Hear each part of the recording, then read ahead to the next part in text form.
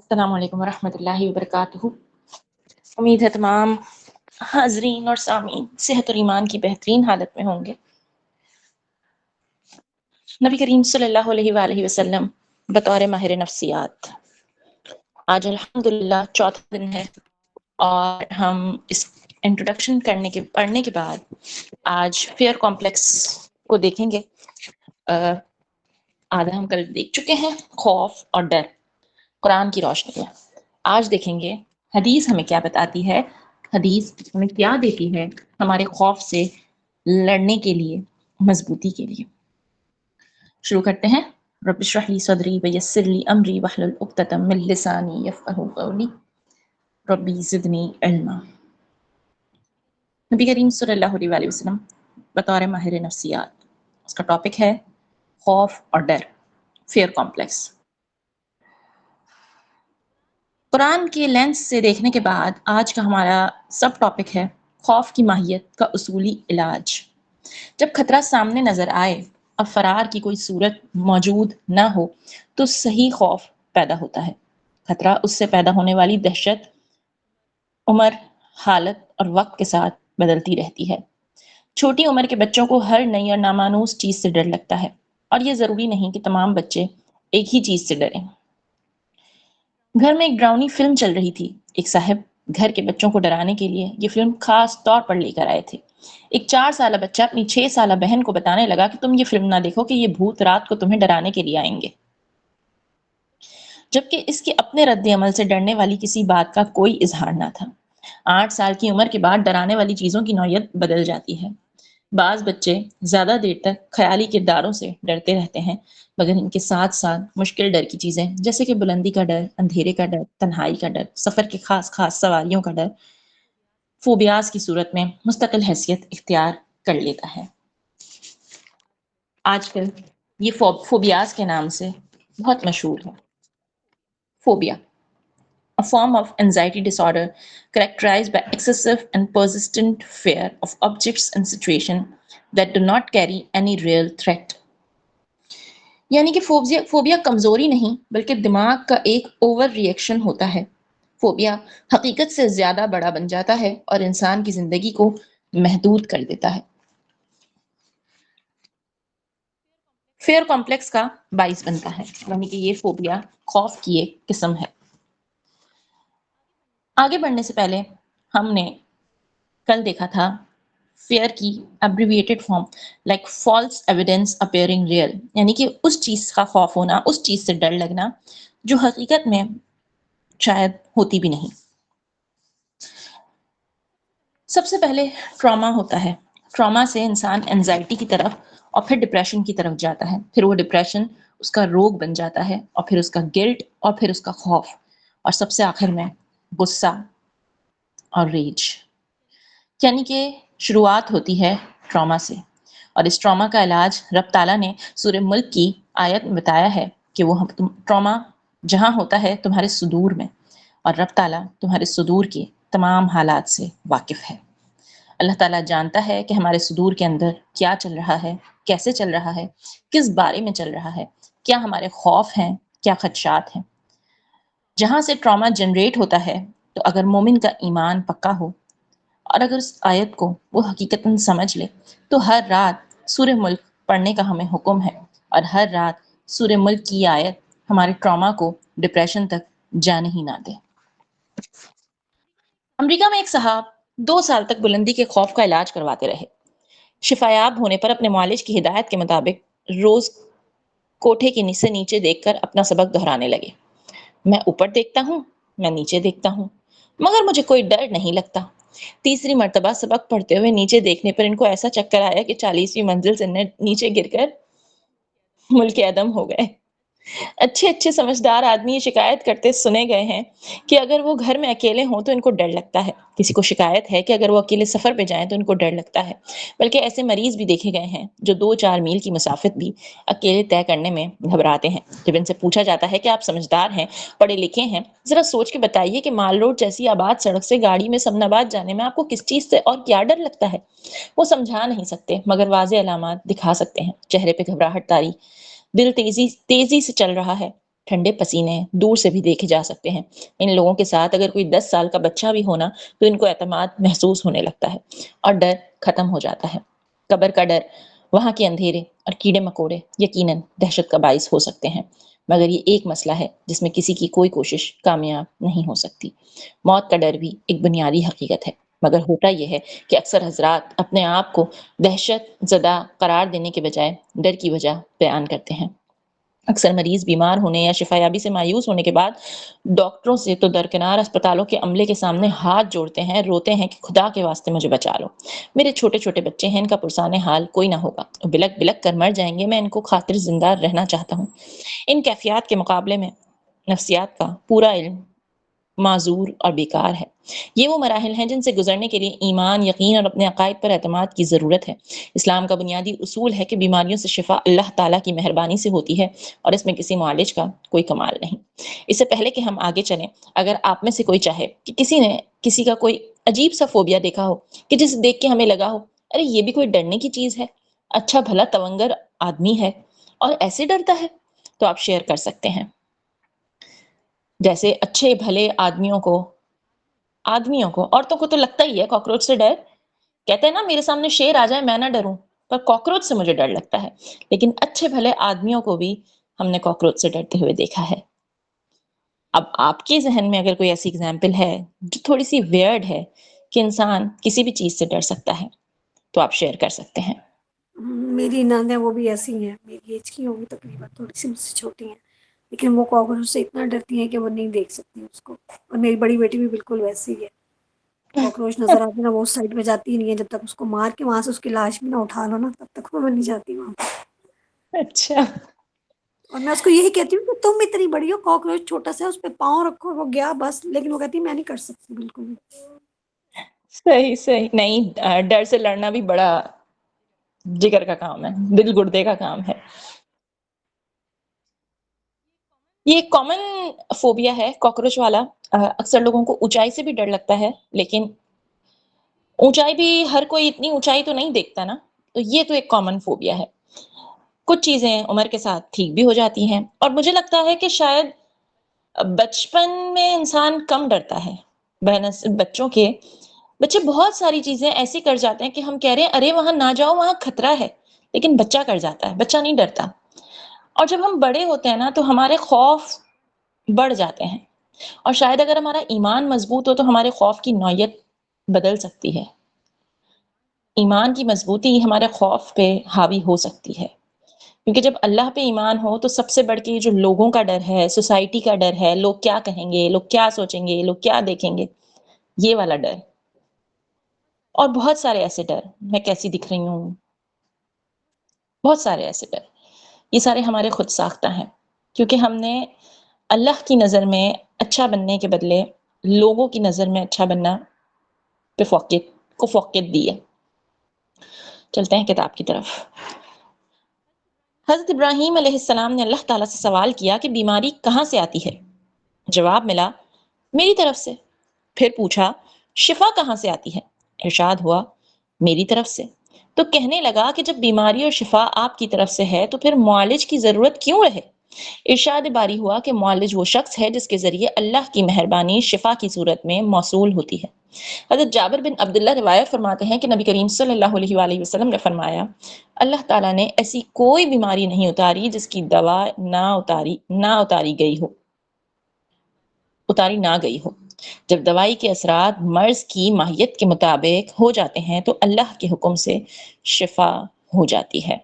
یہ امر مسلمہ ہے کہ شفا اللہ کی جانب سے ہے، زندگی اور موت بھی اسی کے ہاتھ میں ہے، اسی لیے انسانوں کے سامنے ہاتھ پھیلانے، بلکنے اور آہوزاری سے کوئی فائدہ نہیں ہو سکتا۔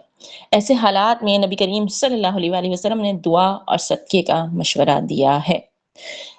اس سے پہلے کہ ہم نبی کریم صلی اللہ علیہ وآلہ وسلم کی نظر سے خوف کو دیکھیں، حدیث کی روشنی میں خوف کو دیکھیں، یہ جو مدعا ابھی ڈسکس کیا گیا یہ ہمیں ہمارے ہاسپٹلز میں جب ہمارا کوئی پیارا آخری مراحل میں ہوتا ہے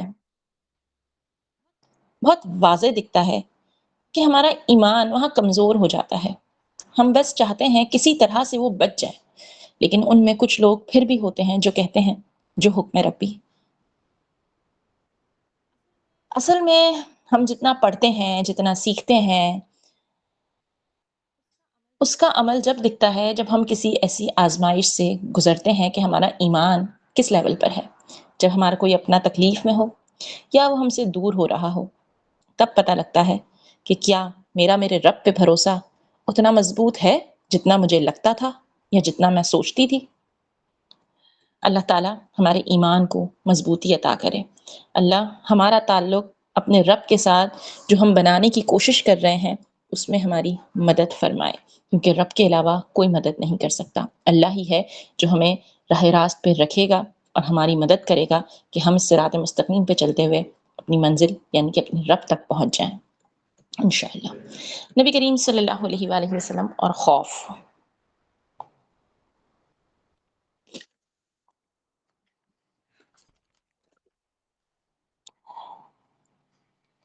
اچھا، اس سے پہلے کہ ہم اس ٹاپک کو پڑھیں، ایک سوال چھوڑتی ہوں، پھر آخر میں اس کو ڈسکس کریں گے۔ خوف سے مراد آپ کے لیے کیا ہے؟ خوف کب کب زیادہ نمایاں ہوتا ہے، یا خوف سے کیسے لڑا جا سکتا ہے؟ سوچیں، آخر میں اس کو ڈسکس کریں گے انشاءاللہ۔ آگے چلتے ہیں کہ نبی کریم صلی اللہ علیہ وآلہ وسلم اور خوف، انہوں نے کسی بھی ماہر نفسیات سے زیادہ خوبصورتی اور توجہ سے خوف، ڈر، غم کا نہ صرف علاج بتایا ہے بلکہ اس کے اسباب کو توجہ میں رکھتے ہوئے ان کا علاج بھی فرما دیا ہے۔ مثال کے طور پہ لوگوں نے بدمزگی، بدتمیزی، غرور، احساس برتری سے پیدا ہوتی ہے۔ اگر کوئی شخص خود اپنوں کو دوسروں سے اعلیٰ سمجھتا ہے، اس کو گمان ہے کہ اس کی ذات دوسروں سے اونچی ہے، تو جواب میں اسے بھی ایسا ہی سلوک توقع کرنا چاہیے۔ ایسے حالات میں انہوں نے حسن اخلاق، بد زبانی اور غرور سے منع فرمایا، جیسے کہ ایک روز فرمایا کہ اپنے ماں باپ کو گالیاں نہ دیا کرو۔ لوگوں نے کہا کہ کون بدنصیب اپنے ماں باپ کو گالی دے سکتا ہے؟ فرمایا جب تم دوسروں کے ماں باپ کے گالی دو گے تو تمہارے ماں باپ کو جواب میں یقیناً گالی نصیب ہوگی، اور وہ تم نے دلوائی ہے۔ حضرت انس بن مالک رضی اللہ تعالیٰ عنہ سے روایت فرماتے ہیں کہ نبی کریم صلی اللہ علیہ وآلہ وسلم نے فرمایا، فحاشی اور بدگوئی تمہاری شخصیت کو خراب کرے گی اور حیا اسے تزئین و آرائش دے گی۔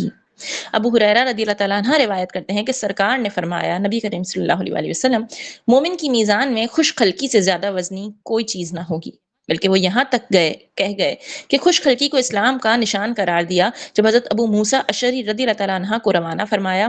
اس باب میں وہ بتاتے ہیں کہ حضرت ابو موسیٰ اشعری فرماتے ہیں کہ رسول اللہ صلی اللہ علیہ وآلہ وسلم نے مجھے اور معاذ کو یمن کی طرف روانہ فرمایا۔ روانگی کے وقت فرمایا، لوگوں کو اسلام کی طرف بلاؤ، ان کو خوشخبری سناؤ، نفرت نہ دلاؤ بلکہ آسانی پیدا کرو، مشکل میں نہ ڈالو، آپس میں اتفاق رکھو اور اختلافات نہ کرو۔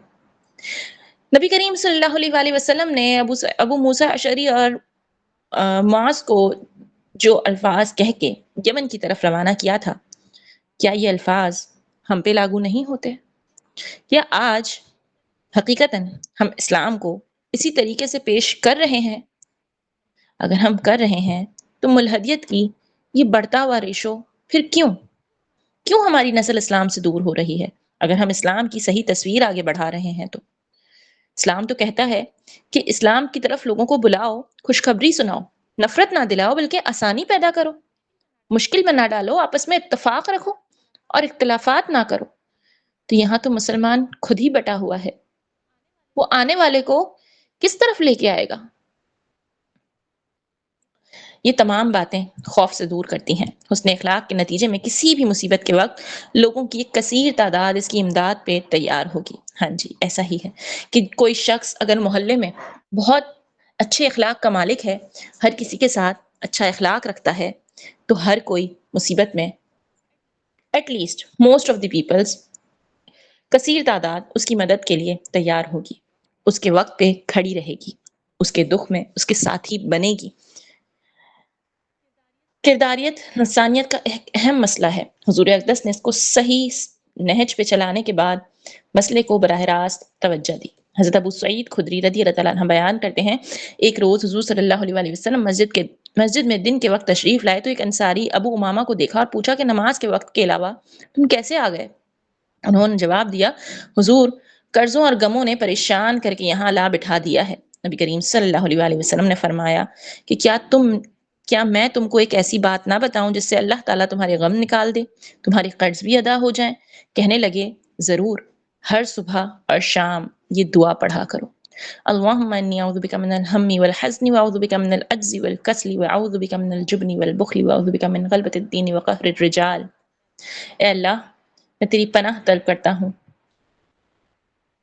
غم اور خوف سے، اور میں تیری پناہ مانگتا ہوں کمزوری اور سستی سے، اور تیری پناہ مانگتا ہوں کنجوسی اور بخل سے، اور تیری پناہ مانگتا ہوں قرضوں کے بوجھ اور لوگوں کے ستم سے۔ یعنی کہ یہاں سے ہمیں صبح شام کی ایک دعا ملتی ہے۔ وہ کہتے ہیں کہ میں نے حسب ہدایت اسے صبح اور شام پڑھا، میرے غم جاتے رہے اور قرض اتر گئے۔ حضرت عبداللہ بن عباس رضی اللہ تعالیٰ عنہ روایت کرتے ہیں کہ نبی کریم صلی اللہ علیہ وسلم نے فرمایا، جس کو غم اور فکر زیادہ ہوں وہ یہ بار بار پڑھتا رہے، لا حول ولا قوت الا باللہ۔ اس حدیث میں بخاری اور مسلم نے اضافہ کیا ہے کہ یہ ورد جنت کے قیمتی خزانوں میں سے ہے، جبکہ ترمذی نے اسے جنت کا دروازہ قرار دیا ہے۔ یعنی کہ اب تک ہم نے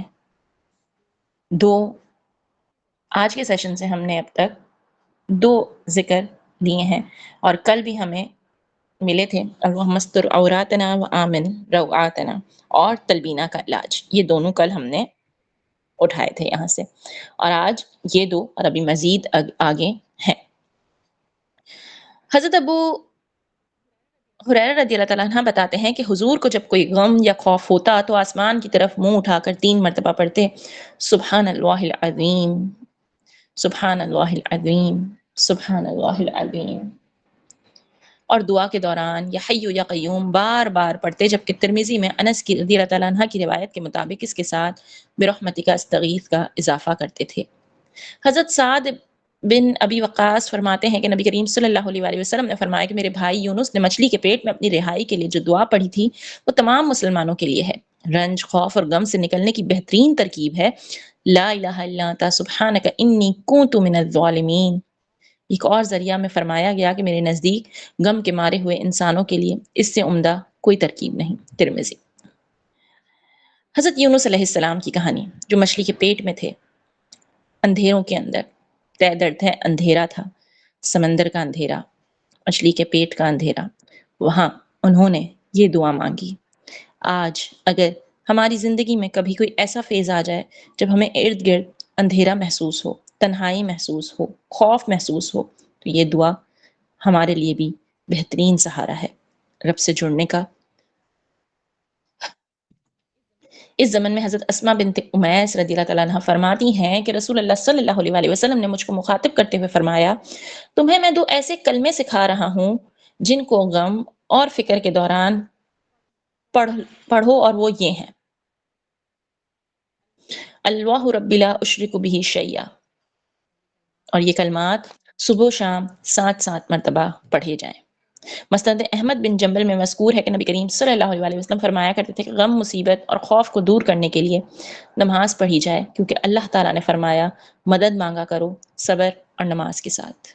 نبی کریم صلی اللہ علیہ وسلم نے رنج و غم، خوف، دہشت، گھبراہٹ اور الم سے نجات حاصل کرنے کے لیے اللہ سے مدد مانگنے کے جو طریقے بتائیں، ان میں سے ہر ایک مفید اور صدیوں سے آزمودہ ہے۔ مثلاً انہوں نے ایک دعا لوگوں کو صبح شام پڑھنے کے لیے بتائی ہے۔ عمرو بن شعیب اپنے والد محترم اور دادا سے روایت کرتے ہیں کہ نبی کریم صلی اللہ علیہ وسلم نے فرمایا کہ جو شخص روزانہ یہ الفاظ پڑھے اس روز شام تک کسی بھی خوف سے یا کسی خطرناک بیماری سے محفوظ رہے گا۔ جو شام کو پڑھے گا وہ اگلے روز تک مامون رہے گا۔ یہ دعا آپ کے سامنے یہاں موجود ہے، جس کو میں ابھی پڑھ دیتی ہوں۔ اعوذ بکلمات اللہ التامہ، اعوذ بکلمات اللہ التامات من غضبہ وعقابہ وشر عبادہ ومن ہمزات الشیاطین وان یحضرون۔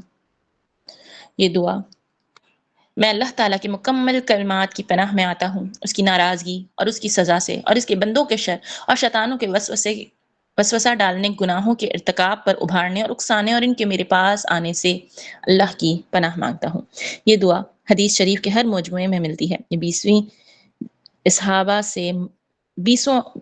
سے مروی ہے۔ حضرت عبداللہ بن عمر رضی اللہ تعالیٰ عنہ روایت ہے کہ بچوں کو یہ یاد دلا دی جائے، اور جو یاد نہ کر سکے بچوں کو یہ یاد کرا دی جائے۔ اس عظیم نسخے کے مجرب ہونے کے ہمارے متعدد جاننے والوں نے تصدیق کی ہے۔ یعنی کہ یہاں سے ہم نے بہت ساری دعائیں اور اذکار کھائے ہیں. ایک صاحب بیان کرتے ہیں گرمی کے دوپہر میں ایک گلی سے گزر رہا تھا کہ کتا بھونکتا ہوا میرے سمت دور سے آیا. میں ایک دوڑ لگاؤں تو وہ مجھے پھر بھی آ لے گا. قریب میں نہ کوئی پتھر اور نہ کوئی لکڑی. ایسے میں مجھے خطرناک چیزوں سے بچانے والی وہ مسنون دعا یاد آ گئی. میں نے وہ پڑھنی شروع کی. ابھی اسے ایک دفعہ ہی پڑھا تھا کہ جیسے کتے کے پاؤں جکڑے گئے. میری طرف چند سیکنڈ گھور کر دیکھتا رہا, پھر چپ کر کے دوسری طرف مڑ گیا. ایسی حدیث بھی ملتی ہیں جن میں فرمایا گیا کہ اگر کسی نئی جگہ قیام یا منزل کرتے وقت اس پڑھا جائے تو قیام کے دوران کوئی ناخوشگوار واقعہ نہ ہوگا. آگے چلنے سے پہلے ایک مرتبہ میں آپ کو بتا دیتی ہوں جو ہم نے پڑھا. ایک دعا ہم نے جو ابھی پڑھی, اعوذ بکلمات اللہ التامات من غضبہ وعقابہ وشر عبادہ ومن همزات الشیاطین وان یحضرون. پھر ہم نے لا حول ولا قوۃ الا باللہ دیکھا, سبحان اللہ العظیم یا حی یا قیوم برحمتک استغیث, اور آیت کریمہ اور اللہ ربی لا اشرک بہ شیئا. یہ کچھ چیزیں تھیں جو ہم نے آج کے سیشن میں دیکھی, اور کل ہم نے دیکھا تھا اللہم استر عوراتنا وآمن روعاتنا اور تلبینے کا استعمال. یہ ہمیں یہاں خوف کے علاج کے طور پہ بتایا گیا ہے. ہمارا کام یہ ہے کہ جہاں ہم نے یہ سب چیزیں دیکھی ہیں, یہ اذکار جو ہمیں نبی کریم صلی اللہ علیہ وسلم سے دیکھے ہیں, ان کو اپنی زندگی میں دیکھیں کہ وہ کیسے مدد کرتے ہیں. ان کے الفاظ پہ غور کریں, ان کے الفاظ پہ غور کرتے ہوئے ان کو اپنی زندگی میں عمل میں لائیں, اور ان کے نبی جو پڑھا ہے اس سے فائدہ اٹھائیں, کہ جو نبی کریم صلی اللہ علیہ وسلم نے بتا دیا وہ 101% اوتھینٹک ہے. محمد ابن ابو بکر نے ہدیہ صلی اللہ علیہ وسلم فی العلاج الکرب والہم والغم والحزن کے عنوان سے, بڑا لمبا سا ٹائٹل ہے بک کا, اپنی تالیف طب نبوی میں ایک علیحدہ باب باندھا ہے جس میں غم, ڈر, خوف, دہشت سے متعلق مسائل کا جائزہ لینے کے بعد ایک دوسرا باب ان چیزوں کو دور کرنے والے نبوی طریقوں کے جائزے پر ترتیب دیا ہے. یعنی کہ بک کا نام ہے طب نبوی اور اس کے باب کا نام ہے ہدیہ صلی اللہ علیہ وسلم فی علاج الکرب والہم والغم والحزن. اگر آپ چاہیں تو جا کے ڈھونڈ سکتے ہیں. محمد ابن ابو بکر نے خوف کو دور کرنے کے طریقوں کو 15 مختلف عنوانات کے تحت مربوط کیا ہے, جن میں ہر طریقہ حدیث کی مدد سے نبی کریم صلی اللہ علیہ وسلم سے روایت کیا گیا ہے. اس نے یہ ثابت کیا ہے کہ ان کے ارشادات گرامی پر عمل کرنے کے بعد پھر کسی کو تالیف خوف ہونے کا کوئی امکان نہیں. نبی کریم صلی اللہ علیہ وسلم نے خوف کے مسائل کو قرآن مجید کے احکام کی روشنی میں ترتیب دے کر یہ اہم اصول مرتب کیا کہ اگر ایمان مضبوط اور یقین محکم ہو تو کوئی بھی غم یا فکر یا خوف نہ تو لاحق ہو سکتا ہے, اور اگر اس کے آنے کا اندیشہ پیدا ہو جائے تو اسے دور کرنے کے طریقے اتنے آسان ہیں کہ اس باب میں کسی اینالسٹ کی ضرورت نہیں رہتی. ہم یہ مانتے ہیں کہ دنیا میں اسلام کے علاوہ مذاہب بھی ہیں اور ان میں سے ہر ایک سچائی کا دعوے دار ہے. اگر کسی بھی مذہب میں انسان کے کردار, نفسیاتی مسائل کو حل کرنے کی ترکیب موجود نہیں. خطرات کو ٹالنے کے لیے بدھ اور ہندو مذاہب میں ہون کہا جاتا ہے, جس میں کئی پنڈت کئی دن تک مقدس آگ میں اشلوک پڑھ کر خالص دیسی گھی ڈالتے ہیں. یہاں بات فرد کے اپنے ہاتھ میں نہیں ہوتی اور اس پہ اخراجات کسی کے بس کی بات نہیں. میں ایسے ایک ہون پر 1942 آئی گیس لکھا ہوا ہے اردو میں, ایسے ایک ہون پر 4 لاکھ روپیہ صرف ہوا تھا. اس کے مقابلے میں اسلام ہر شخص کو خوف سے نجات پانے کی ترکیب دے کر زندگی کو خوشگوار بنا دیتا ہے. ہون کی ڈیٹیلز کے بارے میں تو ہمیں سبیہ شافیہ میں سے اگر کوئی بتائے کہ ہندوستان میں انڈیا میں کیا ہوتا ہے, کیونکہ ہمیں تو رب تعالیٰ نے بہت سی دعائیں اور اذکار دیے ہیں. ہمارے لیے یہ علاج مہنگا نہیں ہے, نہ فائنینشلی, اور یہ ہمیں ایموشنلی بھی اسٹیبل کرتا ہے, اور ہماری فائنینشلی بھی ہمیں کوئی کہتے ہیں نا کہ دھل نہیں جاتے ہم. لیکن دوسرے مذاہب میں اتنی آسانی نہیں ہے. پھر چاہے ہم کرسچنس کو دیکھیں جن کے یہاں پہ کنفیشن ایریا ہوتا ہے اور ان کے جو ربائی ہوتے ہیں, تو اسلام نے ہمیں بڑی سادہ زندگی کی مثال دی ہے. زندگی سادہ, زندگی کے مسائل کو بڑی اچھے سے حل کیا ہے, اور تقریباً ہر مسئلے کا حل ہے کہ خود کو رب سے جوڑ لو. بندے اور رب کا تعلق, عبد اور رب کا تعلق. تو سبیہ شافیہ اگر اس چیز پہ کچھ روشنی ڈالنا چاہیں کہ ان کے سامنے یہ چیز ہوتی ہے, دیکھتی ہیں کہ کس طریقے سے وہ لوگ اپنے خوف کو کیور کرتے ہیں. کہ हवन का जहाँ तक मसला इसका अगर किसी से रिलेट किया जाए तो ये तो बहुत पुरानी इनका रिचुअल है। ये राजा महाराजाओं के टाइम से होता है। पहले तो इनका डिवीजन ही होता था कि पंडित सबसे ऊपर होते थे, उसके बाद राजा होते थे। तो पंडित की अथॉरिटी थी उस टाइम पे, सबसे हाईएस्ट पोजीशन पे प्रीस्ट होते थे। तो वो जो हवन करते थे तो बहुत महंगे होते थे, जो राजा महाराजा कराते थे। तो उसमें कई कई दिन तक वो चलते थे हवन। और उसमें अच्छा ये लोग जो करते हैं हवन, बेसिकली इनका रिचुअल होता है फायर का, आग आग का हवन, मतलब अग्नि देवता कहते हैं उसे। तो इनके लिए वो गॉड है। तो उसकी परस्तिश करते हैं और उसी को, और ये कहते हैं कि सभी देवताओं का मुंह जो है वो आग है। तो उसमें वो आहुति देते हैं, मतलब उसमें सैक्रिफाइस देते हैं। और ये हवन का अपना अच्छा पॉजिटिव इफेक्ट ये होता है कि इसमें ये लोग आम की लकड़ी जलाते हैं, संदल की लकड़ी जलाते हैं। इसमें बहुत सारा देसी घी जाता है, जो अगर कई कई दिन तक चलेगा तो ये बहुत लकड़ी भी यूज होगी, बहुत ज्यादा घी, और तरह तरह की हर्ब्स भी डालते हैं, बहुत से हर्ब्स डाली जाते हैं। तो इससे जो है एनवायरमेंट भी प्योर हो जाता है और ब्रीदिंग के लिए भी अच्छा होता है, ऐसा इनका मतलब मानना है। और वैसे ये प्रूफ भी है कि ब्रीदिंग के लिए काफी अच्छा हो जाता है, एनवायरमेंट अच्छा हो जाता है, आसपास की हवा साफ हो जाती है और ऑक्सीजन इससे मतलब बेसिकली प्योर एयर मिलती है ब्रीथ के लिए। और आज भी अब हवन का वो इफेक्ट नहीं रह गया, अभी भी कराते हैं। तो वो जैसे एक दिन का हवन करा लिया, कुछ घंटे चलेगा, और अब वो नॉर्म्स नहीं रह गए। लेकिन आज भी जो हाई फाई सोसाइटी के लोग कराते हैं तो वो बहुत दान दक्षिणा देते हैं। दान मतलब पैसे में देते हैं, और पैसे में भी देते हैं या वैल्यूबल आइटम देंगे या गोल्ड वगैरह भी देंगे। पहले ये सब चीजें बहुत ज्यादा थी कि मतलब किसी ने अगर जैसे अंधविश्वास बहुत था कि किसी की बिल्ली मर गई है, किसी ने बिल्ली मार दी या कुछ ऐसा हो गया, उससे पाप हो गया, तो पंडित जो है वो क्या करते थे कि आप सोने की बिल्ली बनवाओ और उसकी आहुति देंगे, तब आपका ये पाप धुलेगा। तो इस तरीके की चीजें करते थे। ये काफी हेक्टिक था, आम इंसान के बस की बात नहीं कि गोल्ड की बनवाए, लेकिन मरता क्या ना करता, उन्हें करना पड़ता था ये सारी चीजें। लेकिन आज भी हवन होता है इनका, और उसी हिसाब से इनके मतलब जिस सोसाइटी में होगा उसी हिसाब से इनके रिचुअल्स होते हैं, और उसी हिसाब से इनका दान दहेज भी होता है, दान पुण्य जो भी ये लोग देते हैं। सही, मतलब यही हुआ ना कि इस्लाम जो है वो एक यूनिवर्सल चीज दे रहा है। आप अल्लाह से खुद को कनेक्ट कर लो, आपको अस्कार बता दिए गए, आप जिक्रुल्लाह में आपके लिए सुकून है और हर चीज की हीलिंग है।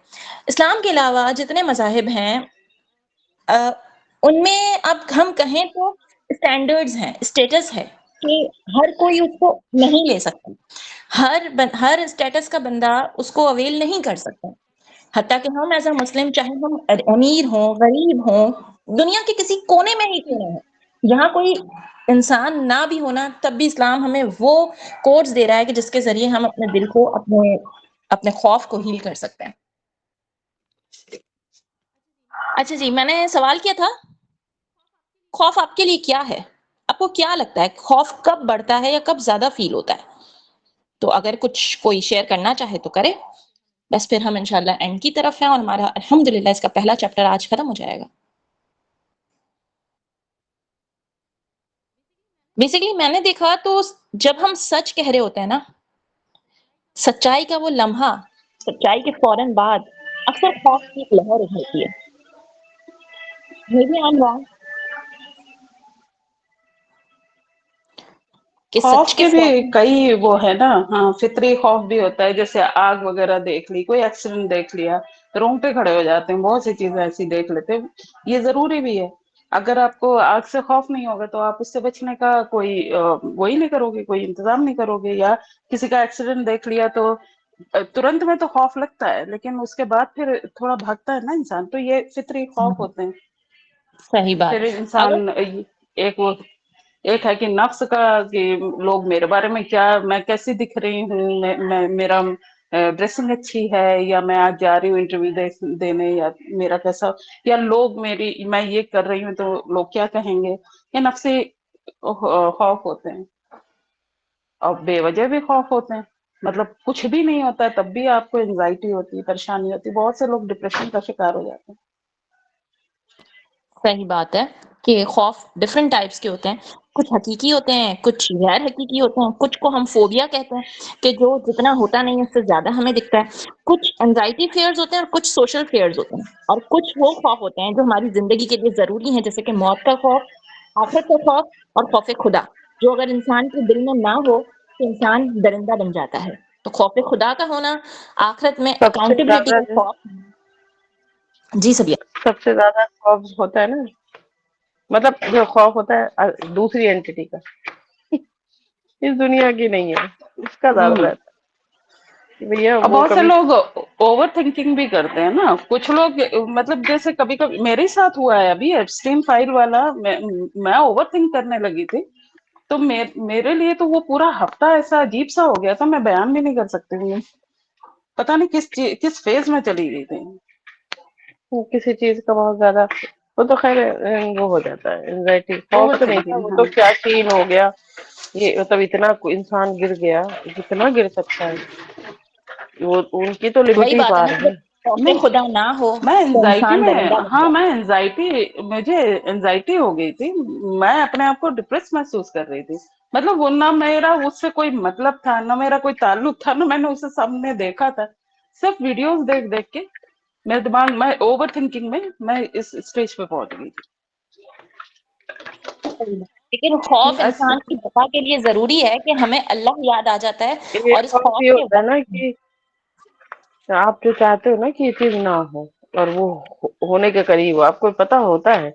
जैसे मैं अगर शेयर करूँ तो जैसे हमें अपने वालिदैन का जब बीमार हुए तो लगा नहीं इनको जाना नहीं चाहिए, और वो खौफ है, और अब किसी भी तरीके से वो हर टाइम का खौफ होता है, तो वही वाली बात है कि वो भी बहुत अजीब सा होता है जहाँ आप हेल्पलेस होते हैं, आप कुछ नहीं कर सकते, और सही फिर भी बात, आप उसी में जी।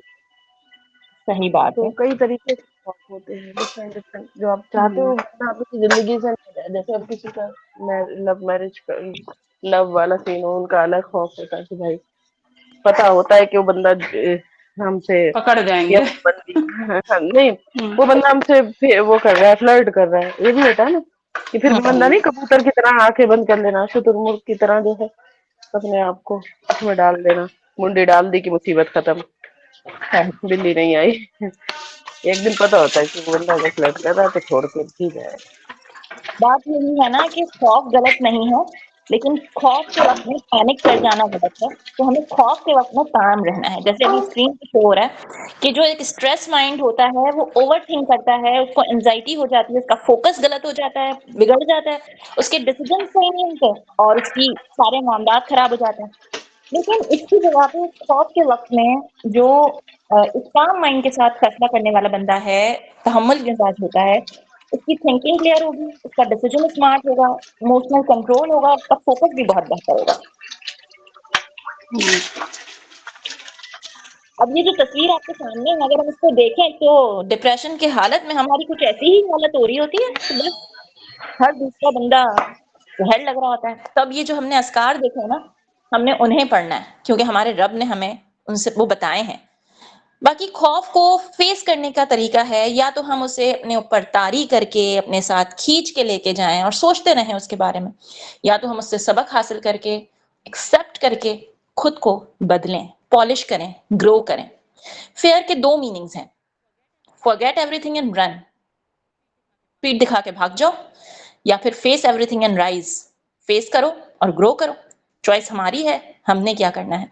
इसके बाद आखिरी एक स्टेप है कि फेल, अगर तो हम फेल हो भी जाते हैं फर्स्ट अटेम्प्ट में, फेल का मतलब है फर्स्ट अटेम्प्ट इन लर्निंग।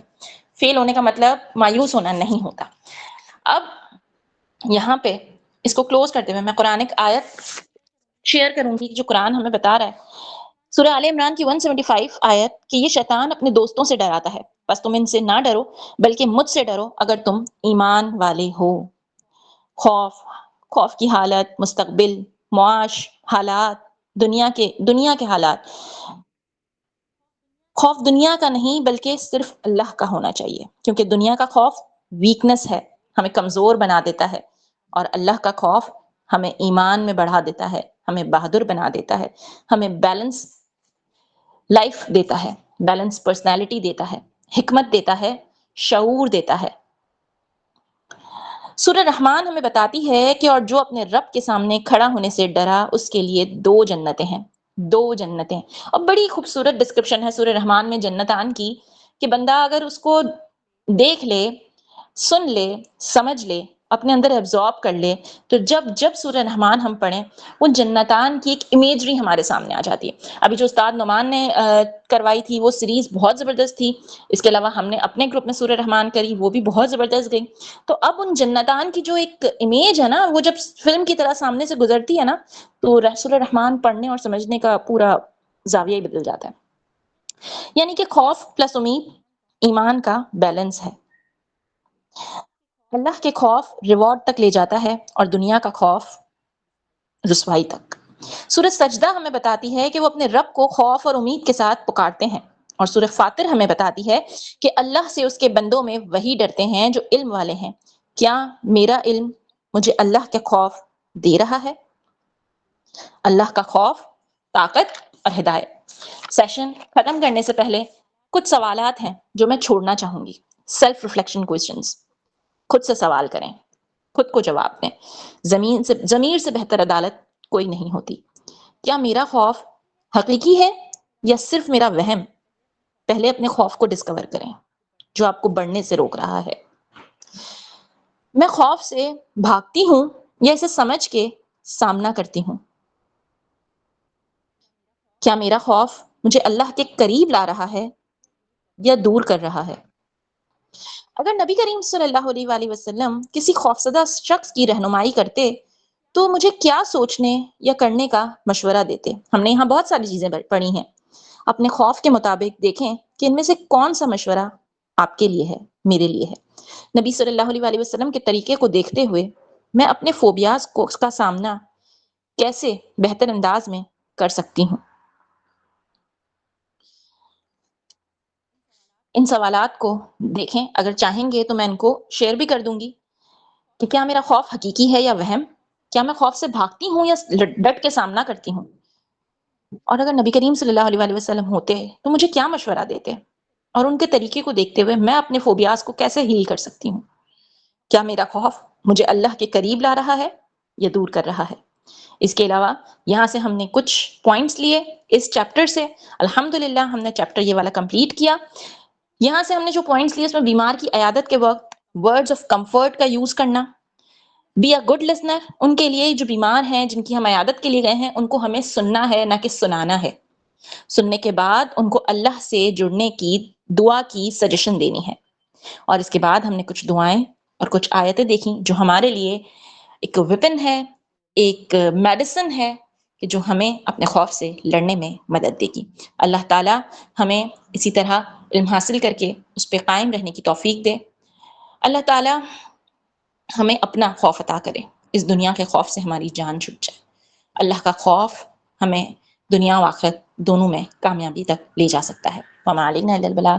جزاکم اللہ خیرا کثیرا۔ السلام علیکم ورحمۃ اللہ وبرکاتہ۔ آپ میں سے کوئی اگر اس پہلے پارٹ سے ریلیٹڈ اپنا ریویو شیئر کرنا چاہتا ہے تو موسٹ ویلکم، آپ کر سکتے ہیں، کیونکہ الحمدللہ ہم 4 دن سے پڑھ رہے ہیں۔ ہم نے انٹرو کیا، پہلا پارٹ کیا، انشاءاللہ اگلا پارٹ منڈے ٹو تھرسڈے ہماری یہ کلاس ہوتی ہے 7 بجے پاکستانی۔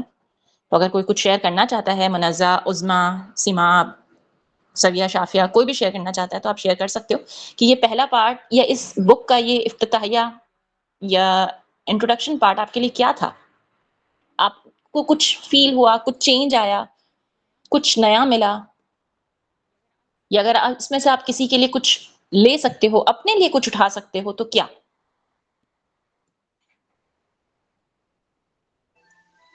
انٹرو پارٹ میں تو میں نہیں تھی، بہرحال ابھی میں 2 دن سے اٹینڈ کر رہی ہوں، کل اور آج، اور ریویو ہو رہا ہے جو ہم دعائیں پڑھ چکے ہیں، ان دعاؤں کے تھرو پھر سے گزر رہے ہیں، تو اور دعاؤں کی پلیسمنٹ بھی معلوم ہو جاتی ہے، اور پھر جب یہ رسول اللہ صلی اللہ علیہ وسلم کی زندگی سے ہے ریلیٹڈ، تو یہ ہمارے لیے ویسے بھی بہت معتبر ہے، اور آپ کرا رہے ہو اور ہمارا بھی ریویو ہو رہا ہے، اس سے اچھا اور کچھ نہیں ہے۔